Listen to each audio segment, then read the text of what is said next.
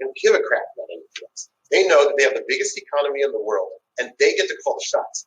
Remember who called the shots in the early days of the global economy? It was the United States government. We created SWIFT. We created the entire global banking system. And if people wanted to do business with America, which was and continues to be this big economy, they had to play by the rules of the U.S. Department of Treasury. They had to be on the wire transfer network. They had to let the banks conform to all the U.S. rules, even though the banks are in other countries. It's crazy, but it makes sense because everyone else in the world wanted to do business with America. Guess what's happening right now? Nobody seems to get this. In 5 years, if you don't support the digital RMB, you can't do business with China. I don't mean the government. I mean any Chinese company, as is evidenced by the fact that I can't even use their own goddamn cash in their own country anymore. You know? Now, fortunately, the hotels still take Visa and stuff. Okay? And nowadays, it's easier for foreigners to load money onto things like WeChat. It's still damn difficult, right? And the reason that they don't care is because they know that everyone's going to play by their rules.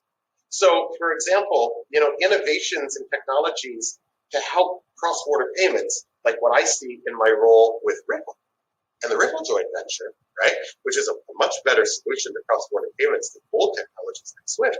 And you think, well, why wouldn't China jump at something like this, right? And especially it's, you know, relatively controllable, you know, doesn't have to be like decentralized like Bitcoin and stuff. And the reason is because they don't need to care. They're creating the digital RMB.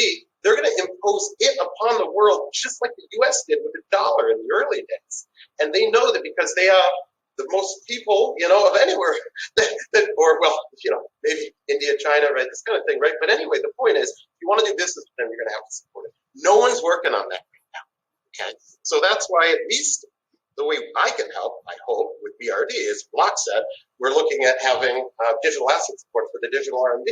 So that companies, like every bank in the world, every company in the world is going to need to do business with China. They're going to need software to basically, you know, handle the digital RMB. To me, this is the biggest, you know, potential sort of massive issue in the economic, global economic situation that people just don't seem to see coming.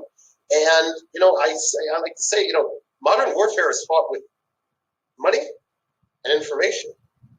And I think China's got a really great strategy.